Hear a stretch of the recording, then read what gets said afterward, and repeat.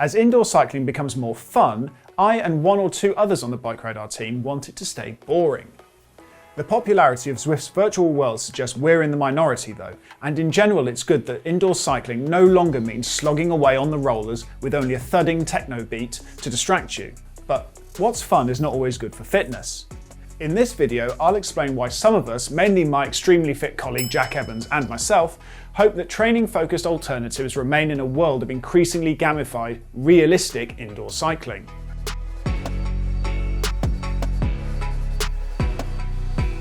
The attempts of clever software designers to make indoor cycling apps more engaging and lifelike are wasted on us. And that's not for any lack of trying on our part. We've done Zwift racing, explored RGT cycling's virtual worlds and grovelled through simulations of World Tour races on Wahoo's system. But when I jump on my smart trainer, I'm not looking to replicate the reality of riding on the road or trail. I'm making the choice to avoid the real-world variables that make producing the power I need to harder.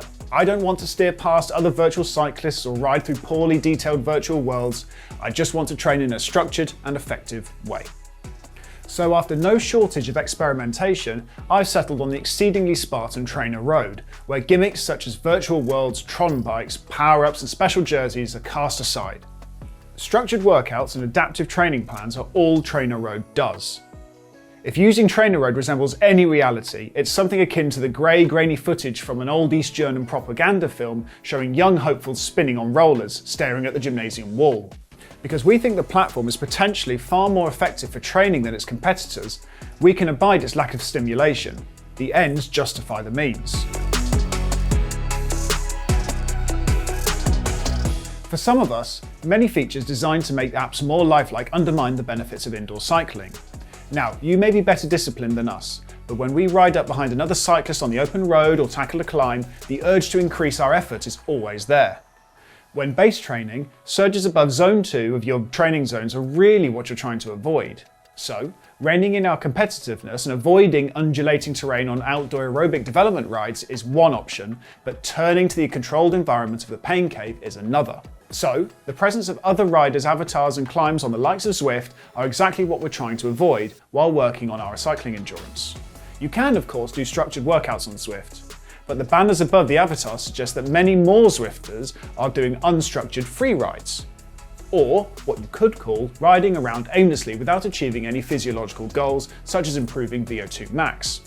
Whereas on programs like Trainer Road, we can tap away at the prescribed power output, turning our heartbeat up with only the drip of our own sweat and suitably energetic playlist. Without the temptation to chase after other avatars, Jack and I don't spend too long in the dreaded physiological grey zone of Zone 3. This moderate intensity level is fatiguing relative to its fitness benefits.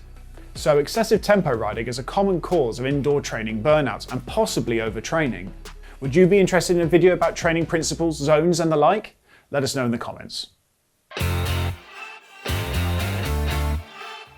In Jenny Graham's account of her record-breaking round-the-world ride, Coffee First, Then the World, she describes it taking on the air highway. Nicknamed the 90-mile straight for good reason, the road runs for 145.6 kilometres in a straight line between Western and Southern Australia across the treeless Nullarbor Plain. Now, that sounds pretty dull, doesn't it?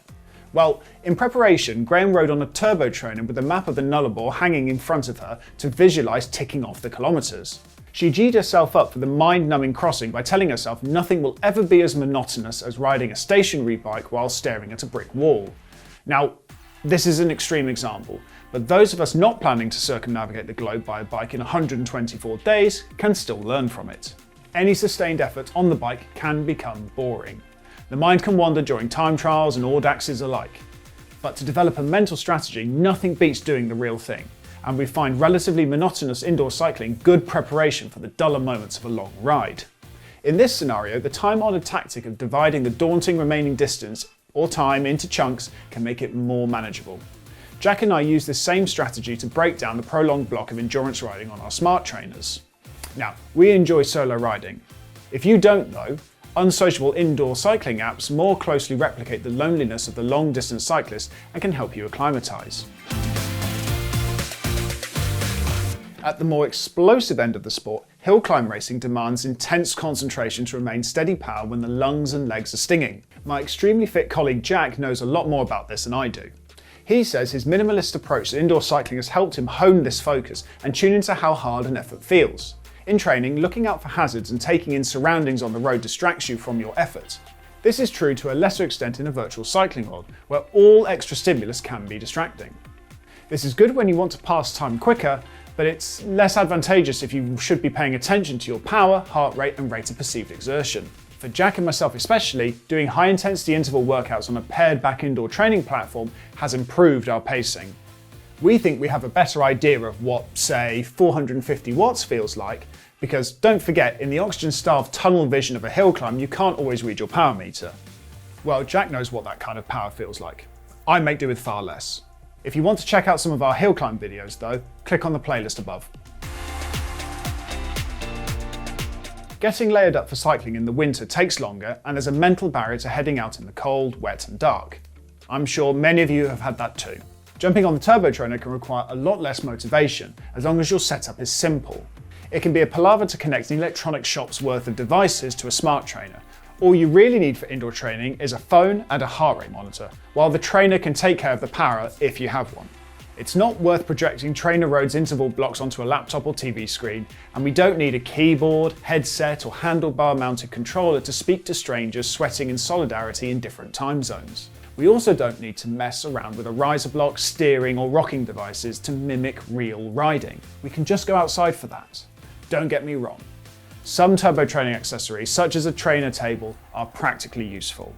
But it's fair to say a lot of them probably reduce the convenience of indoor cycling rather than add to it. Do we really need the added complexity of gamifying indoor cycling? Jack and I don't think so, and we think many of you will agree. The possibility to do sustained, uninterrupted efforts can be lost as fun features become unwanted distractions. We know our opinion isn't universally popular though.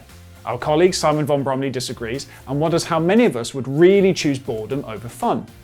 Well, we would.